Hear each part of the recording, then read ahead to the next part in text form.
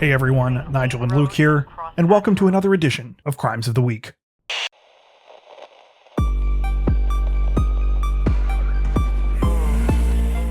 On Friday, it was announced that Roy Waller, the man convicted of being the infamous NorCal rapist, had been sentenced to 897 years in prison. Waller was arrested in 2018 for a string of at least 9 sexual assaults and kidnappings that took place between 1991 and 2006. After the cases went unsolved for years, police were finally able to bring the NorCal rapist to justice after comparing DNA at one of the crime scenes to information on the online DNA service GED Match. Despite the damning evidence against him, Waller maintains that he is innocent and reportedly plans to appeal the decision.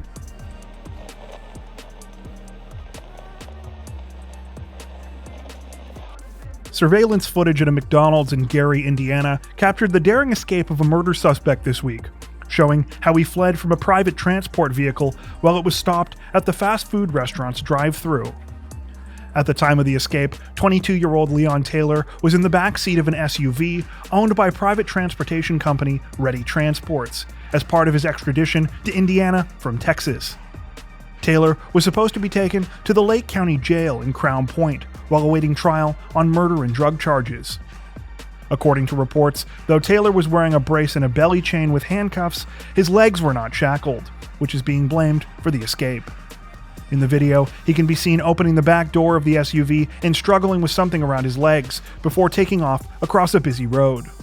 Neither the transport agents nor the local police K-9 unit were able to track down Taylor after his escape. He is currently on the run.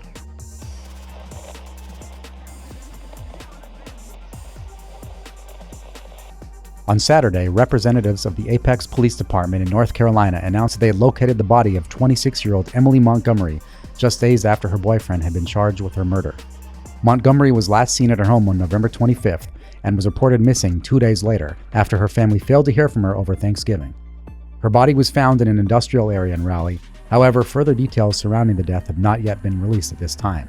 She was the mother of a 5-year-old boy. Montgomery's 29-year-old boyfriend, Jose Yacame Granizo, was charged with her murder on December 10th and could face life in prison or the death penalty if convicted.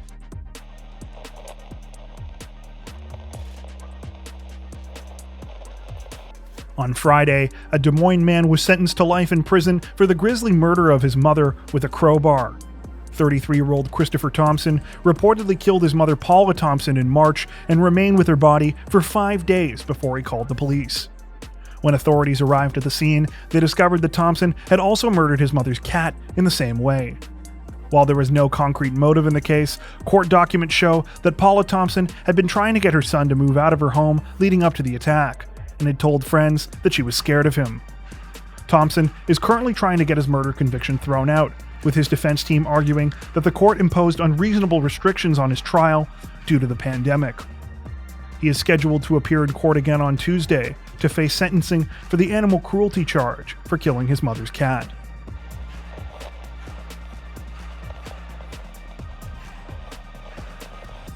On Thursday, 49-year-old Eric Bryant was denied bail in a bizarre dismemberment case that first made news this past summer.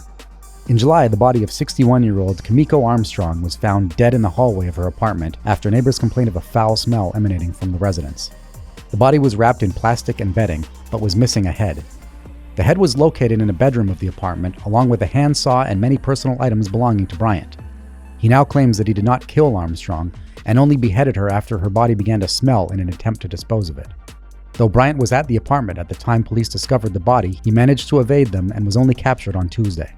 He reportedly has a long criminal history, with most of his convictions stemming from burglary. At this time, it is not clear what Armstrong's cause of death was. Bryant has so far been charged with her decapitation, but not her murder.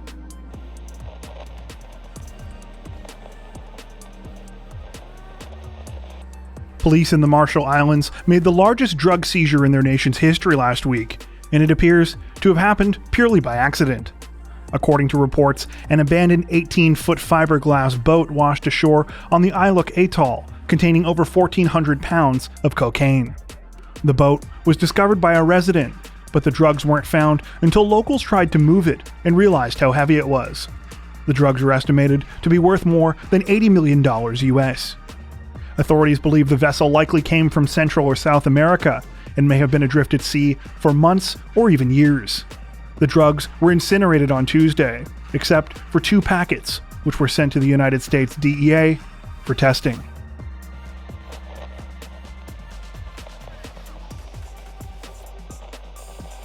Last week, we brought you the story of an undercover police duo dressed as Santa and an elf who successfully nabbed 2 suspects in a vehicle theft operation in California. However, it appears they weren't the only law enforcement officers getting into the holiday spirit.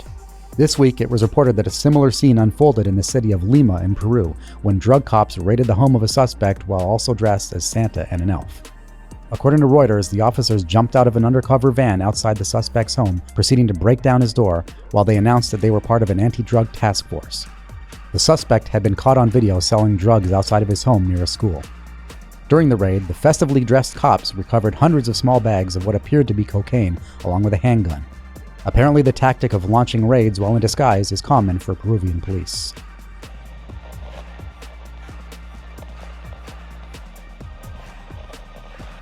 On Tuesday, police in Portland, Maine received multiple 911 calls about a suspect at a local McDonald's that was threatening people with a chainsaw. The calls began coming in around 3:30 in the afternoon, saying that the suspect was chasing people around at the location. According to reports, the incident began when 26-year-old Alice Sweet went into the McDonald's and went behind the counter where employees were working. Sweet began to rev the chainsaw repeatedly before stealing food and attempting to escape. A manager was chased around the parking lot when he attempted to intervene. When police arrived, Sweet attempted to flee but was quickly caught and arrested without incident. He has been charged with robbery and criminal mischief, as well as several other offenses. Thankfully, no one was hurt as a result of the bizarre incident. That's it for this edition of Crimes of the Week.